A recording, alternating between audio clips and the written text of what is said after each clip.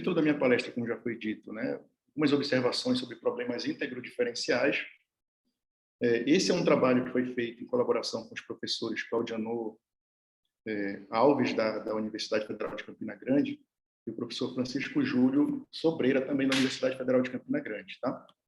Ele é um resultado que foi publicado agora, esse ano de 2021, no JMA, e basicamente aqui nós estamos interessados nessa classe de problemas, né, uma classe bem geral de problemas. Aqui nós temos, na verdade, dois termos que aparecem no operador de fusão. Um é um operador diferencial, o outro é um operador não local. E estamos considerando aqui domínio limitado, condição de fronteira de Dirichlet. E, basicamente, nesse trabalho, a gente se interessou por um caso particular dessa equação aqui. Eu vou falar um pouquinho mais sobre essa equação, como ela aparece, né, ao menos no nosso entendimento, na literatura, mas a gente ataca também um caso bem geral. Tá bom? Apesar de que a gente está interessado em um caso particular, como eu comentei agora há pouco, a gente ataca um caso bem geral também. Né? O problema acaba sendo não variacional, nesse caso mais geral, então a gente tem dificuldades técnicas também, tá certo? Mas deixa eu falar um pouquinho sobre essa equação. Tá? Ela aparece, ao menos no nosso conhecimento, ela aparece pela primeira vez em 1994, em um artigo do Alegreto, tá? Como um modelo para o comportamento de microsensores térmicos. É um tá certo?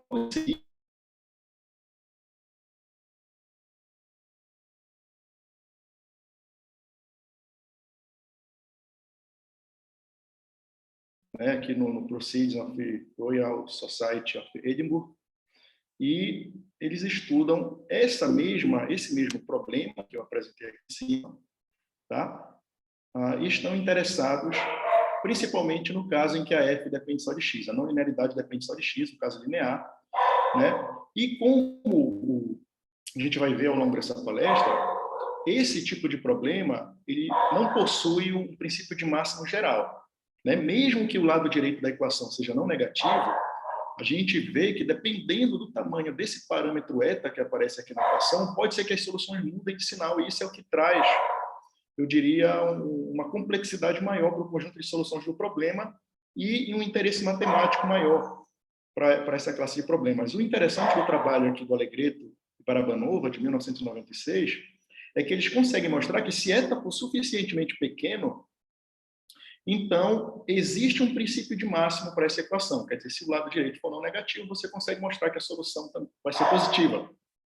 Tá? Isso foi bem interessante, né? E desde já eu adianto que existe, uma vez que nós estamos lidando com uma difusão do tipo íntegro diferencial, quer dizer, nós temos um termo integral e um termo diferencial, existe uma competição entre elas.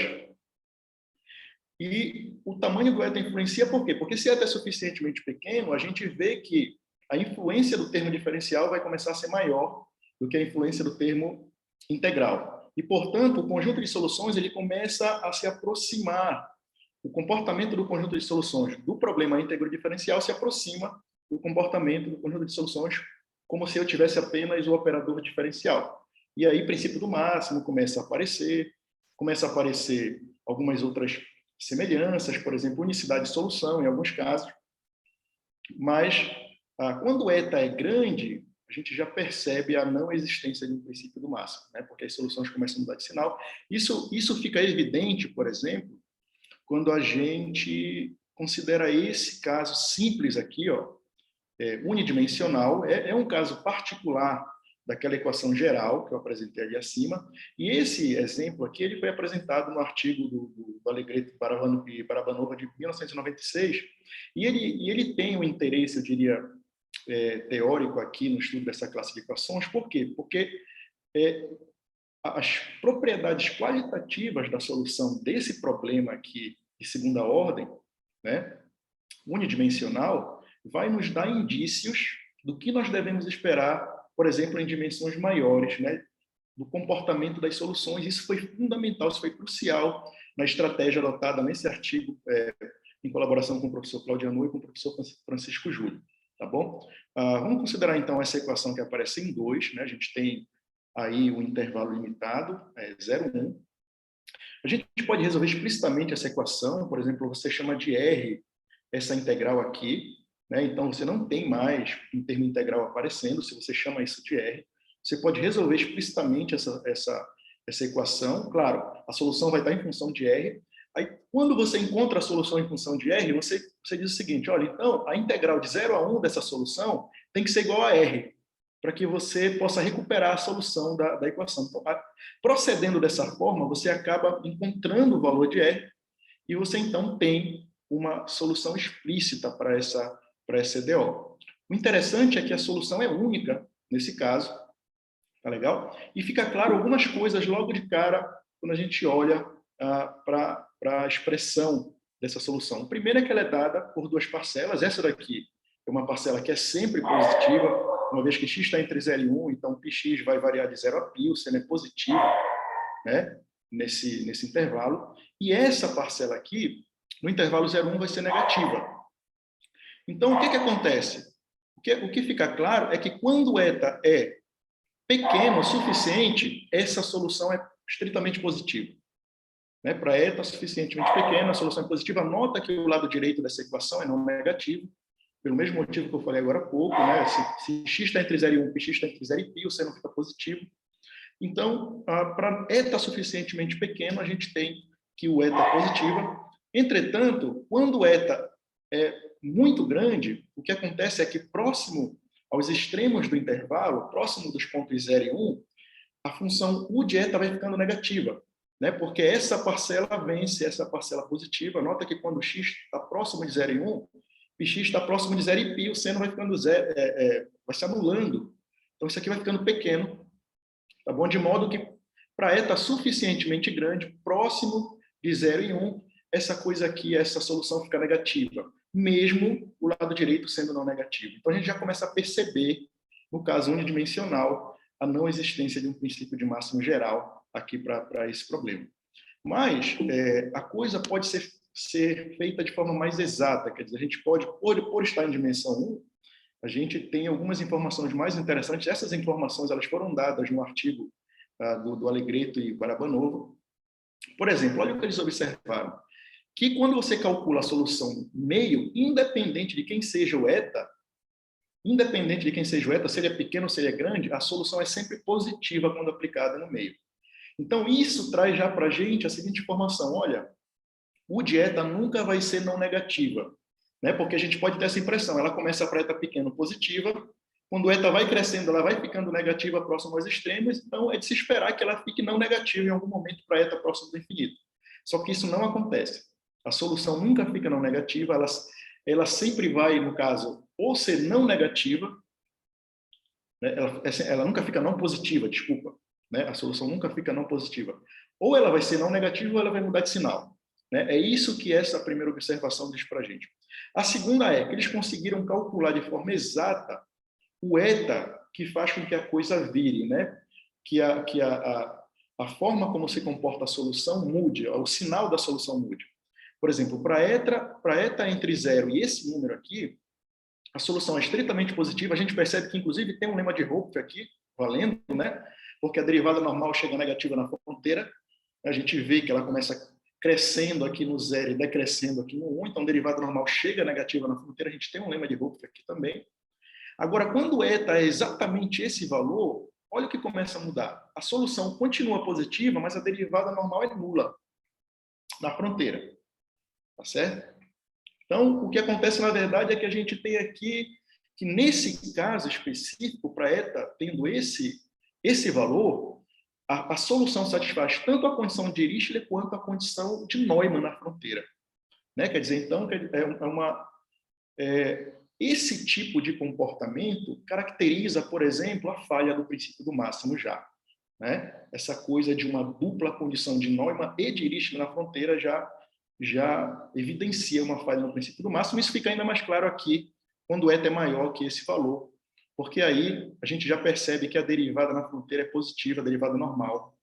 Né? Então, de fato, a solução ela vai ficar negativa próximo dos extremos do intervalo. Tá bom? Então, eu queria chamar atenção para esses fatos, porque isso aqui vai nortear toda a nossa estratégia. Então, no primeiro momento, a gente está interessado, nesse aqui eu já comentei,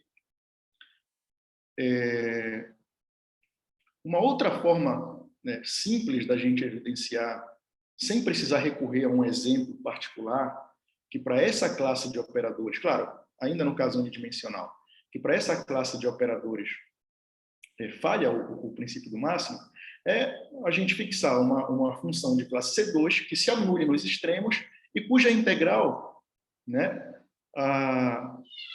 cuja integral seja positiva. A gente pode perfeitamente pegar uma função satisfazendo isso, C2, integral positiva em 0,1, que se anula nos extremos. E aí é claro que quando a gente analisar esse operador aqui, que é o nosso operador de fusão, como a função é C2, esse termo aqui está controlado, ele é limitado, né? Ela é C2 no fechado, 0,1, tá bom? E aí, essa integral aqui, ela é positiva, então é claro que isso é positivo, tá certo? Mas, a gente pode... desculpa, esqueci, né?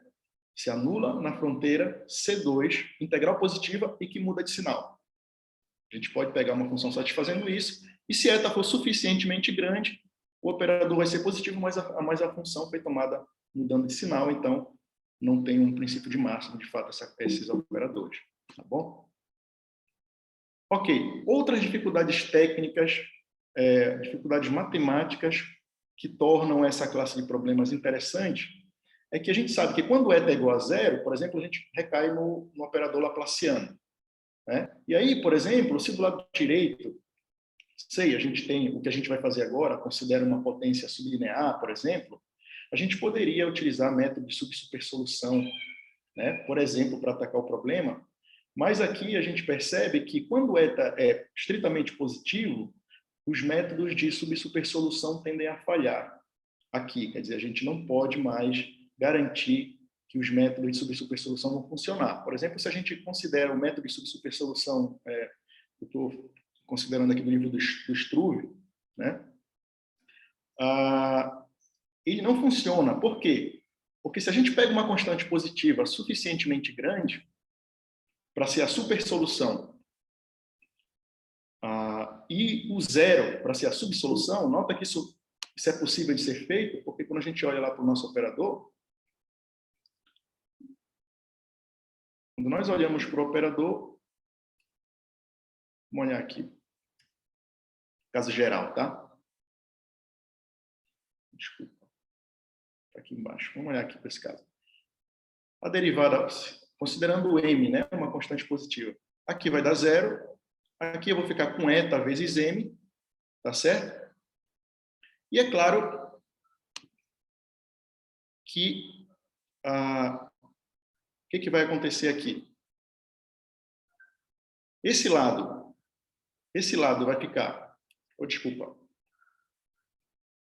Na verdade, eu não estou mais tratando o caso que foi tratado pelo Barabanova e pelo Alegrete. É o meu já, né? Então, deveria ter... Eu estou interessado aqui, ó, nessa classe de problemas.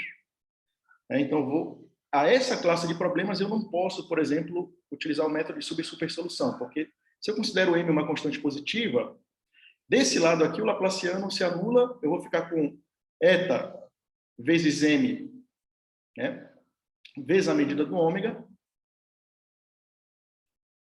Opa, é o caso unidimensional mesmo. É o caso unidimensional. Está aqui. É o problema 2. Onde é que está esse problema 2?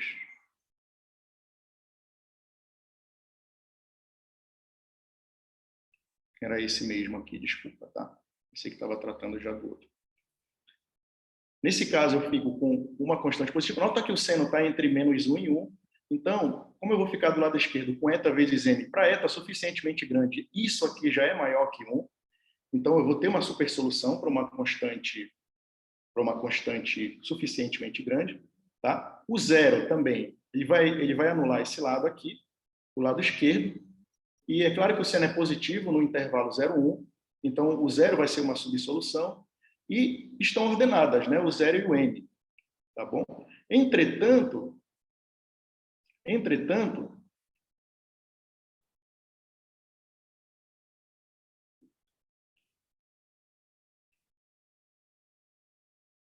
Entretanto, olha o que vai acontecer. Isso vai garantir a existência. Então, se funcionasse o princípio do máximo, eu teria uma solução entre 0 e m. Eu já sei que a minha solução é única. Então, essa solução entre 0 e m, obrigatoriamente, teria que ser a minha solução, o eta. E isso, em particular, diria para mim, como o princípio do o método de sub-supersolução, desculpa, diria para mim que a minha solução está entre a sub e a super, que é 0 e m, então a minha solução eta deveria ser positiva.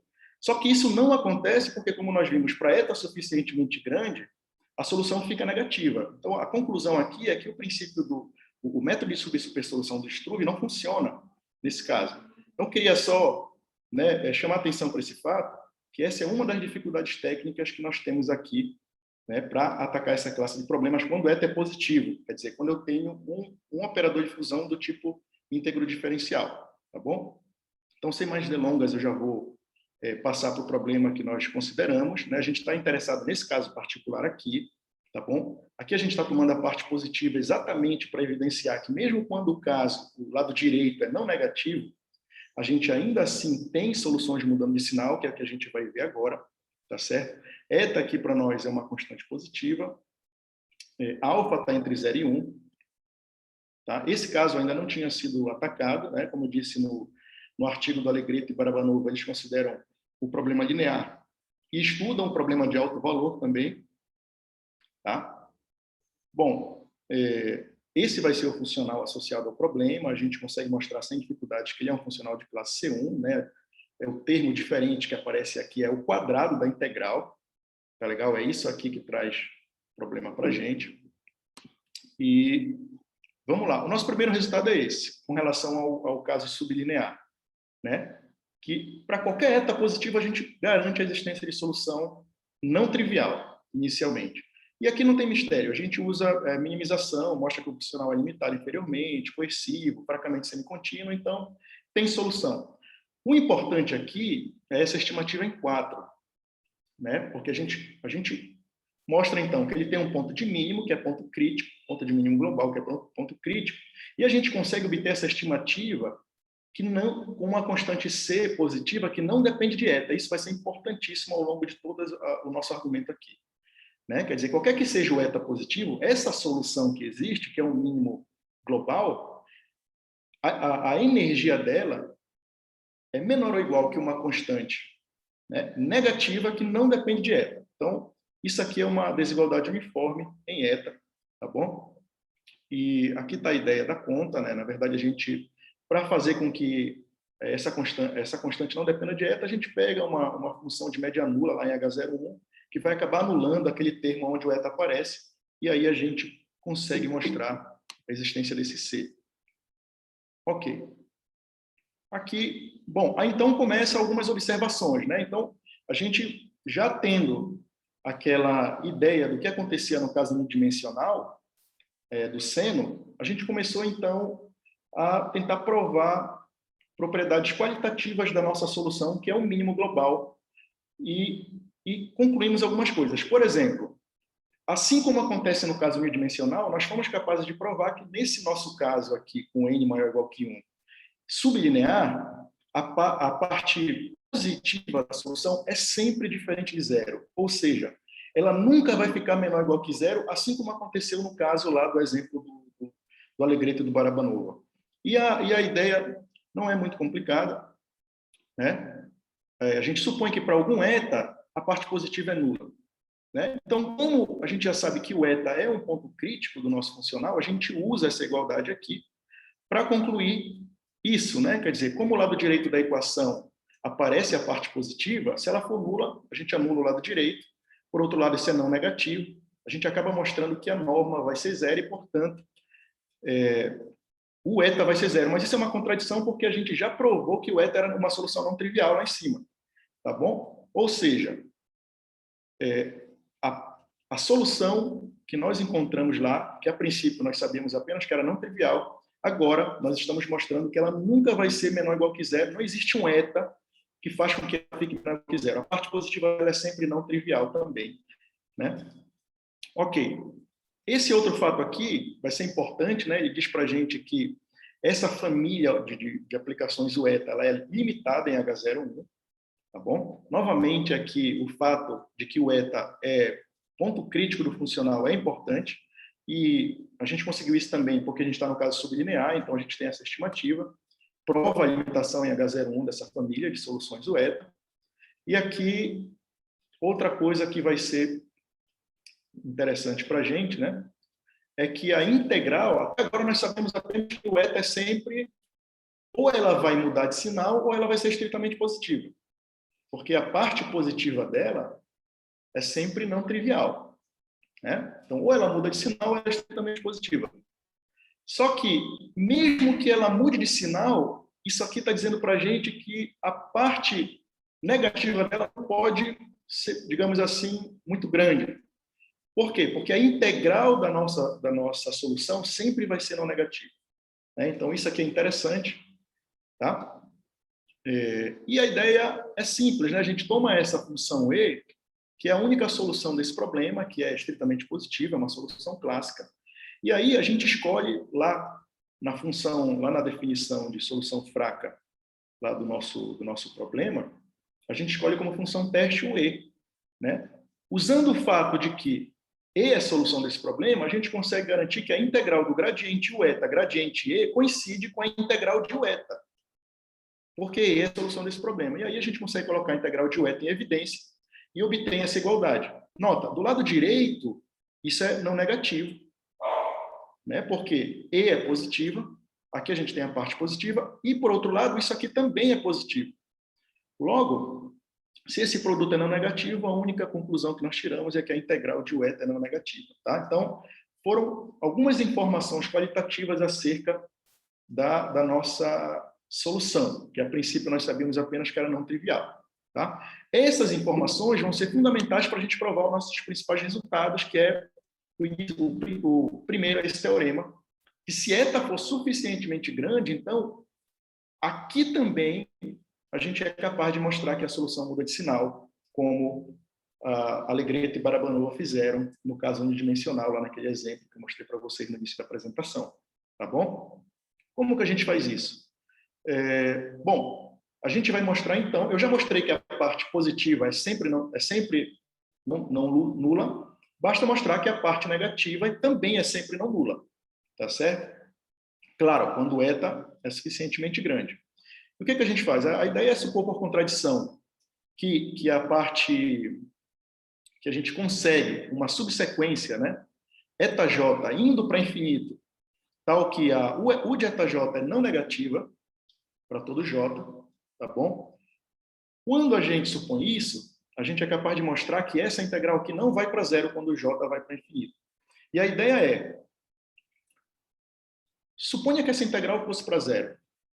Como eu estou supondo aqui no início que a U eta é maior ou igual a U de eta j é maior ou igual que zero, então isso me diria que a U eta j está convergindo de L1 para zero. Esse fato, junto com essa igualdade aqui, que vem do fato de que o eta j é solução, é ponto crítico do funcional, me permitiria concluir, tá, que a U eta j está convergindo para zero forte em H01. Ora, como o funcional é contínuo, então significa que o j de U eta j está convergindo para zero. Mas isso não pode acontecer porque eu já provei lá no início que essas soluções do eta j satisfazem uma desigualdade uniforme, né, em eta, que está abaixo de uma constante negativa. Então, isso aqui não pode acontecer, uma contradição. De fato, essa integral não pode ir para zero, tá? Se eu suponho que o eta j é maior ou igual que zero. Então, acabo concluindo a existência de um delta positivo, tal que essa integral é sempre maior ou igual que delta quando o j é suficientemente grande. Tá bom? Ok. Bom, por outro lado, como eu já mostrei que essas sequências são limitadas em H01, essa família, o eta, é limitada em H01, eu uso imersão compacta, então ela vai convergir fraco para o estrela, a gente pode chamar, tá certo? E da imersão compacta, ela acaba convergindo forte para essa mesma estrela no L alfa mais 1. tá certo? Usando essa informação, eu acabo, junto com essa igualdade aqui, eu acabo chegando no seguinte. Então, isso aqui é menor ou igual que C, então, essa soma aqui do lado direito ela vai ser maior ou igual que menos C. Eu já mostrei que isso é maior ou igual que delta, né? Então, menos C mais eta vezes delta ao quadrado, e esse termo aqui é não negativo, eu posso jogar fora. Eu acabo concluindo essa desigualdade para tudo J. Isso aqui me dá uma contradição, porque esse eta J, por hipótese lá da contradição, está indo para mais infinito.